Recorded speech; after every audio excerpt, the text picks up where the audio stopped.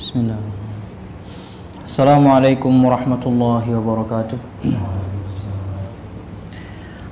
Innal hamdalillah nahmaduhu wa nasta'inuhu wa nastaghfiruh wa na'udzu billahi min shururi anfusina wa min sayyiati a'malina.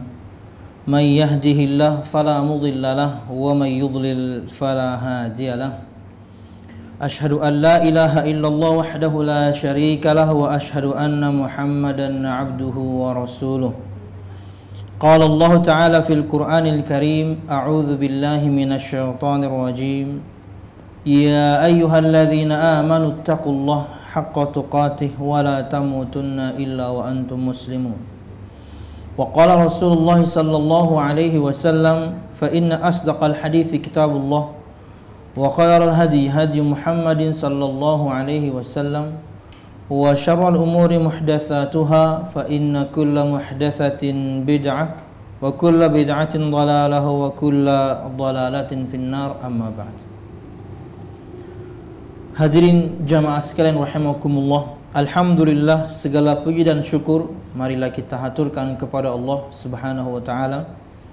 Kemudian salawat serta salam semoga selalu tercurahkan kepada junjungan besar Nabi kita Muhammad sallallahu alaihi wasallam, juga beserta para sahabatnya, keluarganya, dan juga segenap kaum muslimin yang selalu berpegang teguh dengan Islam sampai hari kiamat kelak. Jamaah sekalian rahimakumullah, menyambung pembahasan kita pada kitab Al-Mulakhas fi Syarhi Kitab At-Tauhid karangan Syekh Shalih Fauzan bin Abdullah Al-Fauzan, dan masih pembahasan firman Allah Subhanahu wa taala dalam surah Ali Imran ayat 151 sampai 153. Allah Subhanahu wa taala berfirman dalam surah Al-An'am ayat 151, Qul ta'alau atlu ma harrama rabbukum 'alaikum alla tusyriku bihi syai'a wa bil walidaini ihsana wa la taqtulu awladakum min imlaqin nahnu narzuqukum wa iyyahum wa la taqrabul fawahisha ma dhahara minha wa ma batan wa la taqtulun nafsa allati harrama Allahu illa bil haqq dzalikum wassaakum bihi la'allakum ta'qilun. Katakanlah wahai Muhammad, marilah kubacakan apa yang diharamkan atas kamu oleh Tuhanmu, yaitu janganlah kamu mempersekutukan sesuatu dengan Dia. Berbuat baiklah terhadap kedua ibu bapakmu, dan janganlah kamu membunuh anak-anakmu karena takut kemiskinan. Kami akan memberikan rezeki kepadamu dan kepada mereka. Dan janganlah kamu mendekati perbuatan-perbuatan yang keji, baik yang nampak di antaranya maupun yang tersembunyi. Dan janganlah kamu membunuh jiwa yang diharamkan Allah membunuhnya, melainkan dengan sesuatu sebab yang benar. Demikian itu yang diperintahkan kepadamu supaya kamu memahaminya. Jamaah sekalian rahimakumullah, kita sudah menyampaikan 4 poin terdahulu berkaitan dengan wasiat Allah Subhanahu wa taala, perintah Allah Subhanahu wa taala, yakni tentang larangan untuk menyekutukan Allah dengan sesuatu apapun. Kedua, wasiat supaya semua kita berbuat baik kepada kedua orang tua atau salah satunya ketika mereka masih hidup ataupun mereka sudah meninggal. Yang ketiga, kita juga kemudian diwasiatkan Allah Subhanahu wa taala untuk tidak membunuh anak-anak kita karena takut kemiskinan. Allah berfirman, nahnu narzuqukum wa iyyahum. Kamilah yang memberikan kepada kalian rizki dan juga kepada mereka. Jadi tidak perlu takut. Allah yang telah menentukan rizki semua kita. Anak-anak kita, istri kita, Allah sudah tentukan rizkinya bahkan sejak 50.000 tahun sebelum Allah menciptakan langit dan bumi. Yang penting tugas kita adalah mengaisnya dengan cara yang halal. Itulah tugas kita, mengais rizki Allah Subhanahu wa taala dengan cara yang halal. bisa dengan kemudian berusaha, bisa bekerja seperti rata-rata pian, bisa kemudian berdagang untuk sebagian orang di luar sana, dan cara-cara yang lainnya untuk mengais rezeki Allah Subhanahu wa taala. Allah berfirman, "Huwallazi ja'ala lakumul arda dhalulan famshu fi manakibiha wa kulu min rizqihi wa ilaihin nusyur." Tabarak ayat 15. Dan dialah Allah Subhanahu wa taala yang telah menjadikan untuk kalian bumi ini mudah, gampang. Maksudnya mengais rezeki Allah, Allah sudah permudah. Famshu fi manakibiha, maka berjalanlah kalian di jalan-jalannya, di gang-gangnya. Berkreasilah kalian dengan cara yang macam-macam, dengan keunikan yang luar biasa untuk mengais rezeki Allah Subhanahu wa taala. Yang kedua, mungkin dengan menyambung tali silaturahim. Kata Nabi Muhammad sallallahu alaihi wasallam, Allah Subhanahu wa taala berfirman, barang siapa yang ingin dipanjangkan umurnya, diluaskan rizkinya, maka sambunglah tali silaturahim. Sabda Nabi Muhammad. Allah Subhanahu wa taala berfirman, man qata'ani qata'tuh wa man wasalani wasaltuh. Barang siapa yang memutuskan tali silaturahim, aku akan putus rizkinya. Dan barang siapa yang menyambung tali silaturahim, maka aku akan sambung rizkinya. Mungkin juga dengan cara yang ketiga, yaitu dengan ketakwaan. Allah Subhanahu wa taala berfirman dalam surah At-Talaq ayat 2 dan 3, "Wa may yattaqillaha yaj'al lahu makhraja wa yarzuqhu min haitsu la yahtasib." Dan barang siapa yang bertakwa kepada Allah Subhanahu wa taala, yaitu dengan cara menjadikan antara diri dia dan azab Allah Subhanahu wa taala tembok pemisah, tameng, dengan menjalankan perintahnya dan juga melakukan perintahnya dan meninggalkan larangannya. Kata Allah Subhanahu wa taala, barang siapa yang bertakwa kepada Allah, yaj'al lahu makhraja, niscaya Allah akan memberikan kepada dia jalan keluar. Wa yarzuqhu min haitsu la yahtasib, dan Allah akan berikan dia rizki dari jalan yang tidak pernah dia duga-duga. Nabi Muhammad SAW bersabda, "Lau annakum tatawakkaluna 'ala Allahi haqqa tawakkulihi, la razaqakum kama yarzuqut tayra taghdu khimasan wa taruhu bitanan." Barang siapa yang bertakwa kepada Allah, barang siapa yang bertawakal kepada Allah Subhanahu wa taala sebenar-benar tawakal, prakteknya adalah berusaha dulu, mencari dulu, mengais dulu, sisanya maka serahkanlah urusannya kepada Allah. Ada yang Allah beri banyak, ada yang Allah beri sedang, ada yang Allah beri sedikit. Maka tetap kita wajib mensyukuri. Kata Nabi Muhammad, barang siapa yang bertawakal kepada Allah sebenar-benar tawakal, bekerja dia sebagai karyawan, jualan dia sebagai pedagang, atau cara-cara yang lain dengan cara-cara yang untuk mengais rezeki Allah Subhanahu wa taala. Barang siapa yang bertawakal kepada Allah sebenar-benar tawakal, berusaha, kemudian menyerahkan sisanya ketentuannya kepada Allah. Karena ada orang kemudian lembur, ya gitu-gitu aja penghasilannya. Ada orang yang kemudian santai, banyak penghasilannya. Yang penting kita mengais, yang penting kita mencari, bukan leha-leha, bukan santai-santai. Kata Nabi Muhammad SAW, niscaya Allah akan berikan kepada kalian rizki sebagaimana Allah Subhanahu wa taala telah memberikan rizki kepada seekor burung. Kata Nabi Muhammad SAW, burung itu taghdu khimasan wa taruhu bitanan, pergi di pagi hari itu dalam keadaan perutnya lapar, wa taruhu bitanan, dan pulang di sore hari dalam keadaan perutnya kenyang. Kenapa? Dia berusaha, dia mencari. Kalau kalian berusaha, Allah akan berikan rezeki seperti itu. Jamaah sekalian rahimakumullah, hikmah dibalik kenapa Nabi Muhammad SAW mencontohkan dengan seekor burung, karena rizki seekor burung itu sangat kecil, sangat sedikit. Biji-bijian, serangga-serangga, atau yang lain, kecil-kecil rizkinya. Tidak seperti kita manusia, bingung mau makan apa, semuanya bisa kita makan. Dan minumannya juga ya ala kadarnya.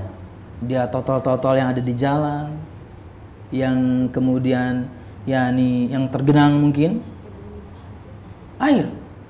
Subhanallah, rizki kita berkaitan dengan air luar biasa banyak. Air putih jelas, yang berwarna-warni macam-macam. Jika burung saja yang rezekinya sempit seperti itu Allah jamin karena dia berusaha, apalagi kita. Maka tidak perlu kemudian seseorang membunuh anaknya karena takut miskin. Kata Allah, kami yang memberikan rizki kepada kalian, kami yang akan memberikan rizki kepada mereka dan juga kalian. Dan Allah berfirman dalam surah Az-Zariyat, "Wa ma khalaqtul jinna wal insa illa liya'budun. Ma uridu minhum min rizqin wa ma uridu an yut'imun. Innallaha huwar razzaq dzul quwwatil matin." Dan tidaklah aku ciptakan jin dan manusia kecuali hanya untuk beribadah kepada aku. Aku tidak ingin dari mereka dari rizki. Aku tidak ingin mereka memberikan aku makan. Karena apa? Sebaliknya aku yang memberikan kalian rizki. Aku yang memberikan kalian makan. Kenapa Allah berfirman, Allah lah sang maha pemberi rizki. Rizkinya begitu luas, nikmat Allah begitu luas. Maka kaislah rizki yang halal dengan cara yang halal, banyak dan sedikit bukan urusan kita karena Allah sudah tentukan. Ada yang Allah berikan banyak karena Allah tahu dia mampu handle. Ada yang Allah berikan sedikit karena Allah kalau kasih banyak mungkin dia akan lupa diri. Maka syukurilah atas semua nikmat yang Allah Subhanahu wa taala telah berikan kepada kita, di antaranya berkaitan dengan rizki. Wallahu a'lam bishawab. Kemudian yang keempat, Allah Subhanahu wa taala juga wasiatkan kepada kita. Wasiat itu tentunya yakni perintah dengan tekanan yang lebih kuat ya. Beda dengan perkataan biasa. Makanya yang namanya orang sebelum meninggalkan wasiat karena ada penekanan. Ini hal-hal yang penting. Nah, begini loh. Nah, setelah abang meninggal, wasiat itu lebih penekanannya luar biasa. Dan ini wasiat Allah Subhanahu wa taala kepada kita para hambanya.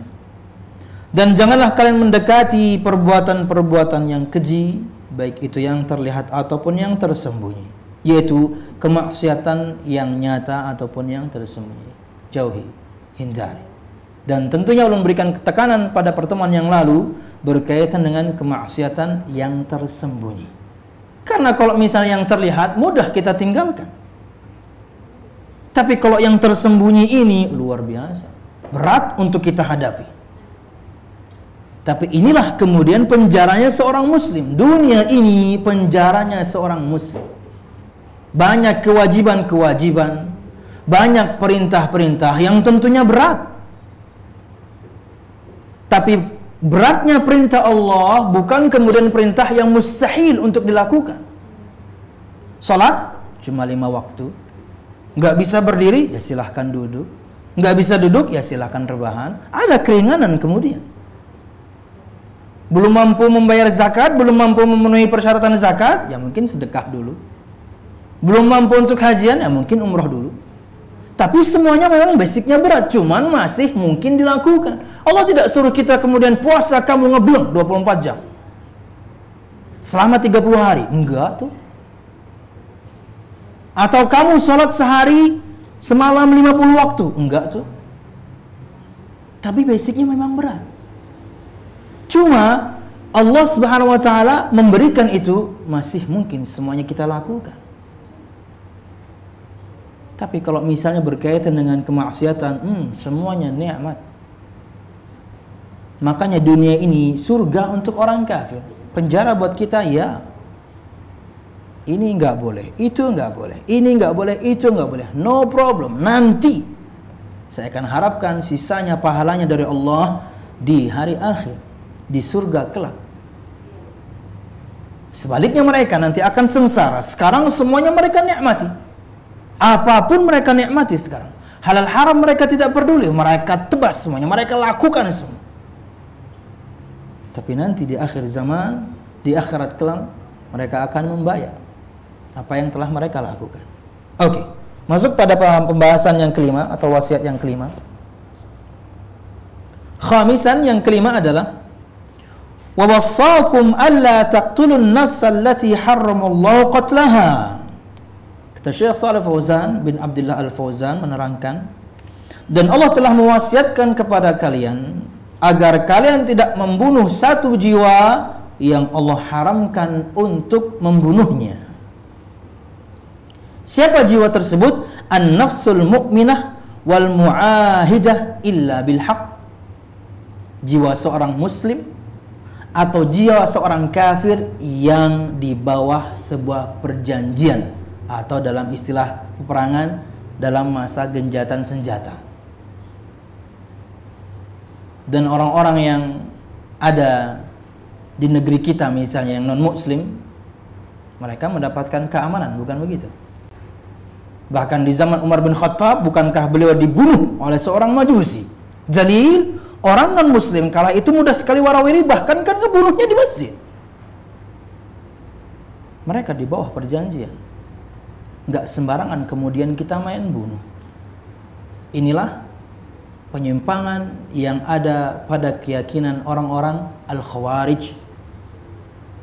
Untuk istilah kerennya sekarang adalah ISIS. Bagi mereka yang namanya iman itu harus ada 100% atau tidak ada sama sekali. Ini keyakinan orang-orang Khawarij. ISIS itu perpanjangan tangan saja. Bagi mereka yang namanya iman itu harus ada 100% atau tidak ada sama sekali. Dan ini nggak mungkin. Semua kita melakukan kesalahan. Semua kita melakukan dosa. Jadi kata mereka iman itu harus ada full atau tidak ada sama sekali. Akhirnya kalau keyakinan memaknai keimanan begini, ketika dihadapkan bagaimana sikap Anda melihat sebagian kaum muslimin yang melakukan dosa besar, oh kafir. Kan gitu jadinya. Satu kali seorang muslim melakukan dosa besar, bagi mereka itu keluar dari Islam, kekal di api neraka. Orang muslim mereka begitukan. Siapa yang tidak pernah melakukan dosa besar? Semua kita melakukan dosa. Satu kali seseorang itu melakukan dosa besar, bagi orang-orang Khawarij ini keluar dari Islam, kekal di api neraka. Itu muslimnya mereka begitukan. Apalagi orang kafir, kita bom. Kan gitu cara memahaminya. Muslim saja mereka menyingkapinya seperti itu. Seorang muslim melakukan dosa, keluar dari Islam, kekal di api neraka. Muslim, subhanallah. Apalagi orang kafir, makanya mereka bom. Mereka mati semua. Karena memaknai imannya salah. Iman itu bertambah dan berkurang. Bertambah dengan ketaatan, berkurang dengan kemaksiatan. Ya, tidak bisa kemudian full 100% atau hilang sama sekali, enggak, naik turun. Bantahannya firman Allah Subhanahu wa taala dalam surah An-Nisa ayat 68. Allah Subhanahu wa taala berfirman, "Innallaha la yaghfiru ay yushraka bihi wa yaghfiru ma duna dzalika liman yasha." Sesungguhnya Allah Subhanahu wa taala tidak mengampuni untuk disekutukan dengannya. Allah tidak mengampuni orang yang menyekutukan Allah. Wa yaghfiru ma duna dzalika liman yasha, dan Allah mengampuni dosa yang di bawah syirik. Duna dzalik, di bawah syirik. Apapun itu dosanya. Liman yasha, bagi orang-orang yang Allah kehendaki. Jadi itu sikap yang jelas.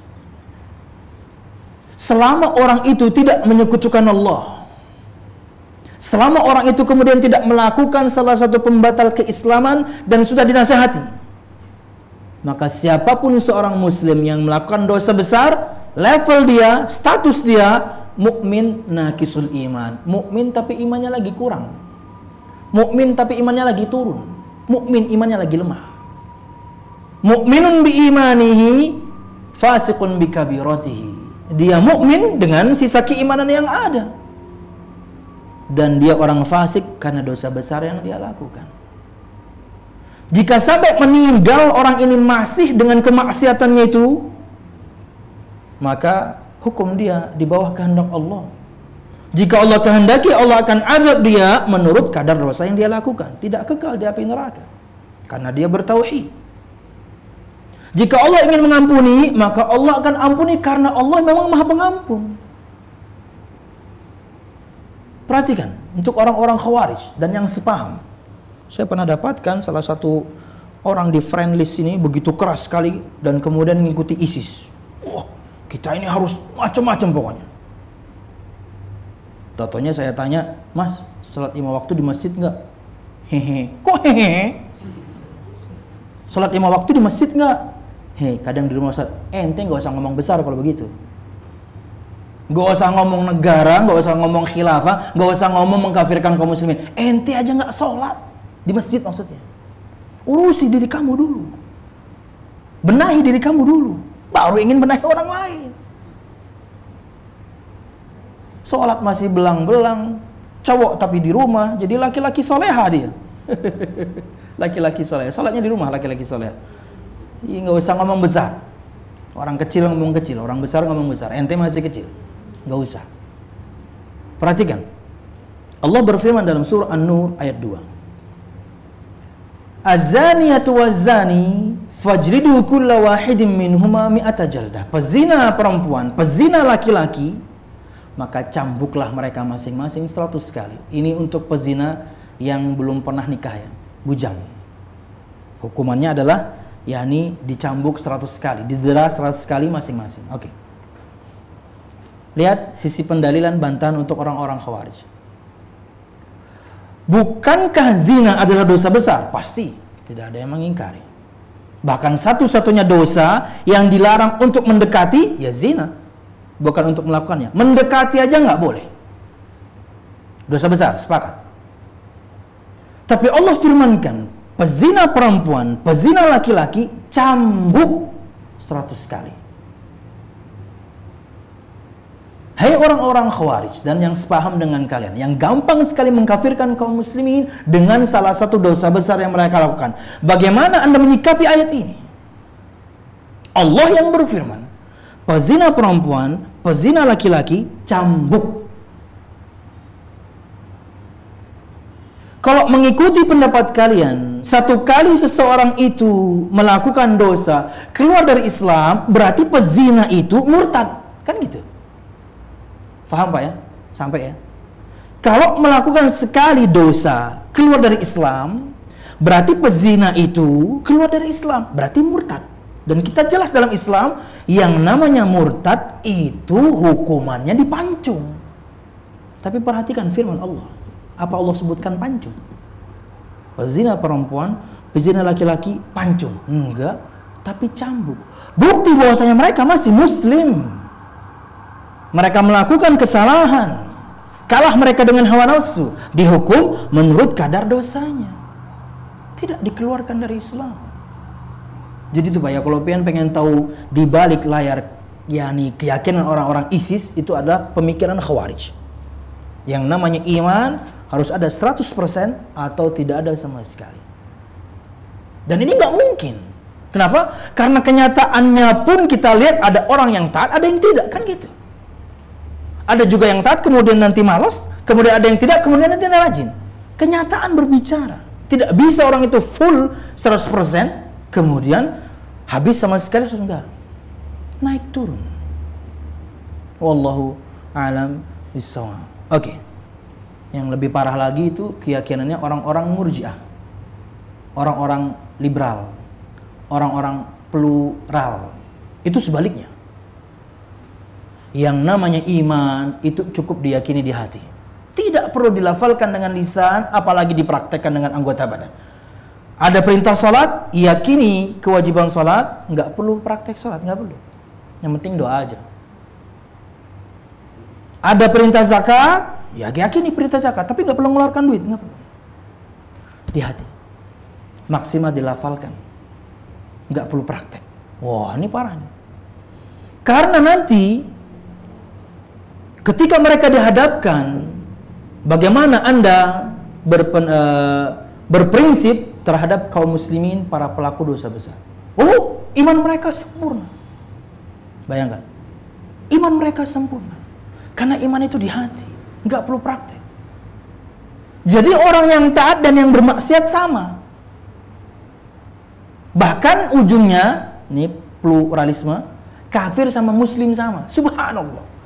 Sesama muslim saja tidak bisa disamakan. Bagaimana Anda menyamakan muslim dan kafir? Sesama muslim nggak bisa disamakan. Ada orang yang ketika pengen bangun subuh itu berusaha sekali, jam tangannya ada wakernya. Kemudian di meja juga ada waker 2. Handphonenya juga 3. Kemudian ke bininya ngomong, wake up call ya, ding, saya mau bangun sejam sebelum subuh. Ya. Kalau misalnya pas nginep di hotel mana gitu ya, dia titip ke resepsionis, Pak, tolong saya bangunin ya. Ya. Ada orang yang berusaha untuk bangun subuh itu melakukan banyak hal. Masa orang seperti ini capek-capek dia untuk menyiapkan sholat subuhnya, begitu banyak waker dan kemudian minta bangunin juga, sama dengan orang yang molor tidur subuhnya? Nggak bakal sama dong. Sesama muslim saja tidak bisa disamakan. Atau oke lah, siapapun di antara kita pasti slip ya, melakukan kemaksiatan. Tapi yang satu ini ketika bermaksiat masih takut kepada Allah, masih takut ketahuan orang, masih kemudian ketika ada kesempatan bertaubat. Dengan yang satunya nggak takut sama Allah, nggak malu sama orang, boro-boro tobat. Masa sama? Nggak bakal sama. Sesama muslim saja tidak bisa disamakan. Bagaimana orang-orang ini kok menyamakan muslim dan kafir? Ini lebih parah. Bahkan di antara perkataan mereka, sebagaimana tidak bermanfaatnya ketaatan orang yang kafir. Orang kafir melakukan ketaatan percuma. Orang kafir kurban gitu ya. Orang kafir kemudian melakukan apa amal gitu ya. Percuma karena dia kafir. Anda muslim dulu baru semuanya akan bermanfaat. Kata mereka, sebagaimana tidak bermanfaatnya ketaatan orang kafir, maka kemaksiatan orang muslim juga no problem. Wah, ini maunya ente ini. Selama muslim bermaksiat tidak apa-apa, karena orang kafir juga melakukan ketaatan percuma. Ini perkataan paling berbahaya orang-orang liberal dan orang-orang pluralis. Wallahu a'lam bishawab. Oke. Kata beliau, wah sudah setengah jam nih. Nah, kita tambah sedikit Pak ya. Kita tambah sejam setengah lagi. Enggak sedikit. Wassakum alla taqtulun nafsa allati harramallahu qatlaha.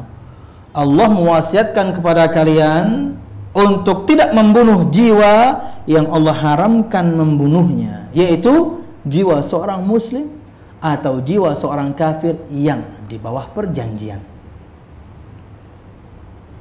Alladhi yubihu qatlaha min qisasin. Yang dibolehkan membunuh itu adalah pertama kisos, hukum kisos.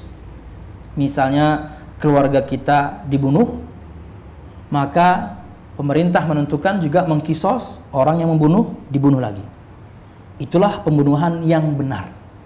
Kenapa? Dia habis bunuh orang, ente juga mati. Tapi itu nggak serta-merta, Pak. Bahkan di detik-detik terakhir itu keluarga korban itu semuanya masih tetap ditanya, gimana? Mau tetap kisos apa memaafkan? Kisos, oh dikisos tuh.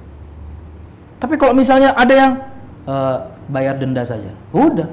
Dari puluhan keluarga misalnya satu orang bilang tidak, dia bayar denda saja, tidak terjadi kisos. Begitu adilnya Islam. Karena apa? Yang memaafkan jauh lebih utama. Tapi kalau sepakat kisos, penggal kepalanya. Begitu mahal sekali darah seorang muslim. Bahkan disebutkan dalam sebuah riwayat, yakni dikeluarkan oleh Imam Al-Baihaqi, ketentuan Nabi Muhammad SAW, satu jari seorang muslim ini itu setara dengan 10 ekor onta. Kalau dilukai, bukan putus ya, bukan jari kemudian putus ya, enggak, terluka. 10 ekor onta. Subhanallah, mahal darah seorang muslim ini. Ulun di Madinah 4 tahun tidak mendapati hukum pancung 4 tahun. Berarti tidak ada kasus pembunuhan 4 tahun. Oh, kita nggak bisa bandingin di Indonesia, nggak ada harganya. Pembunuhan A, pembunuhan B, subhanallah. Tapi kalau di Jeddah, para pemasok narkoba tuh setiap minggu tuh.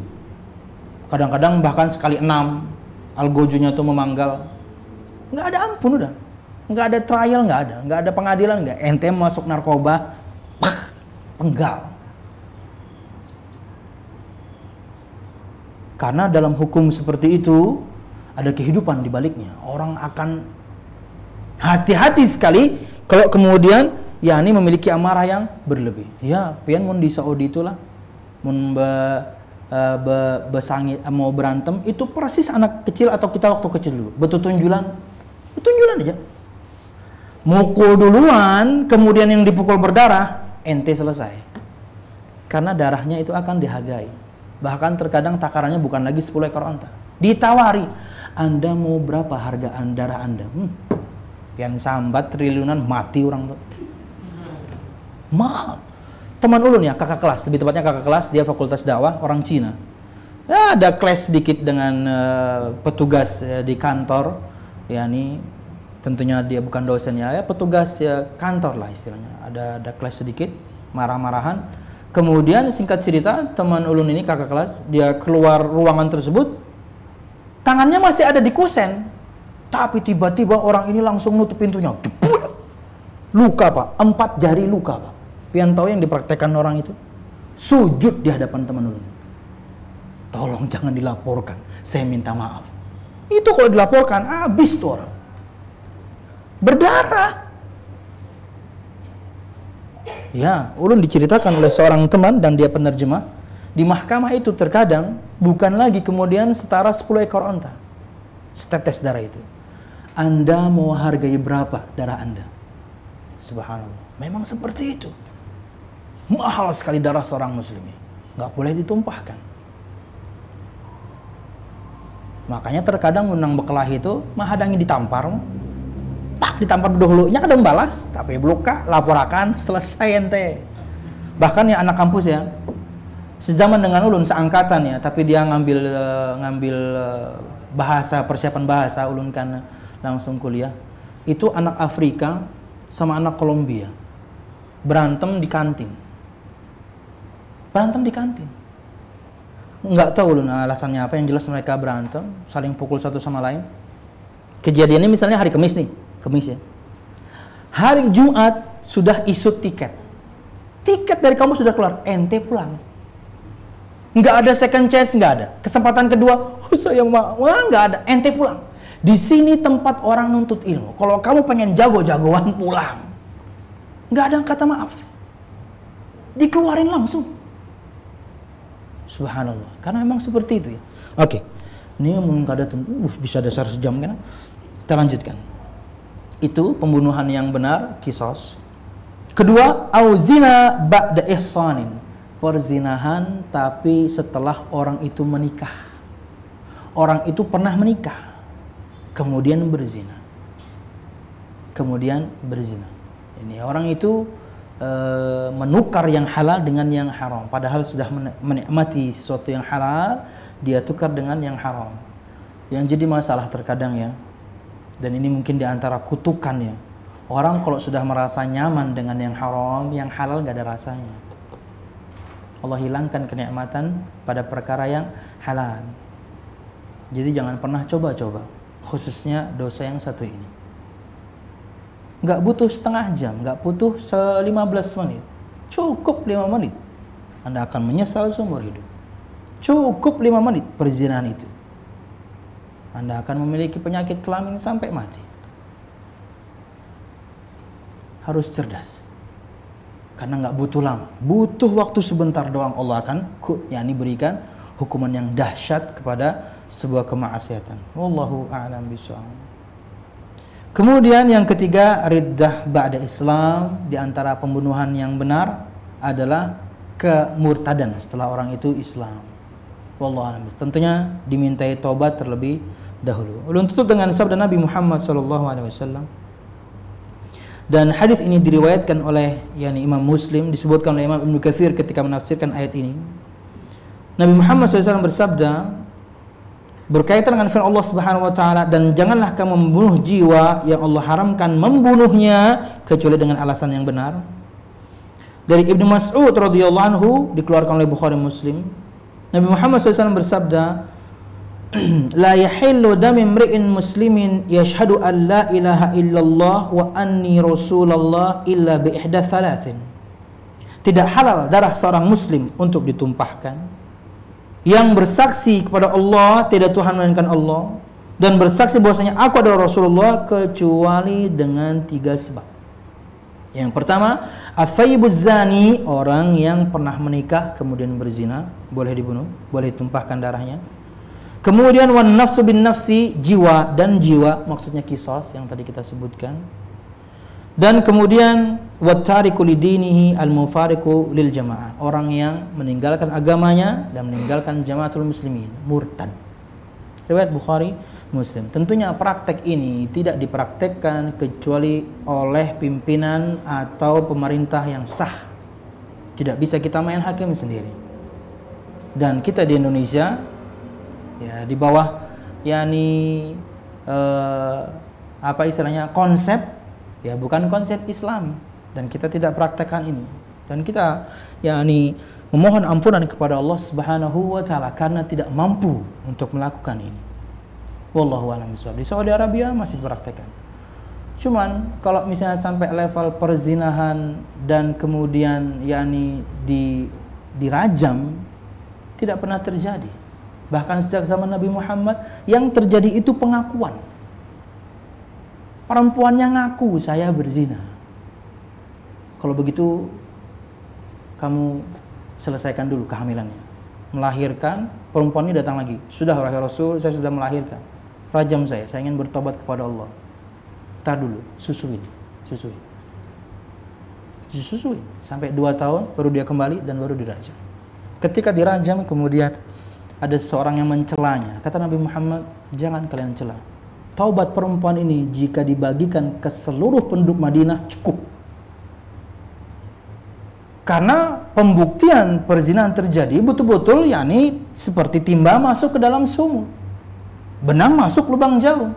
Minimal 4 orang yang menyaksikan, dan itu sangat susah dibuktikan. Tidak pernah terjadi ini kecuali dengan pengakuan perempuan yang ngaku.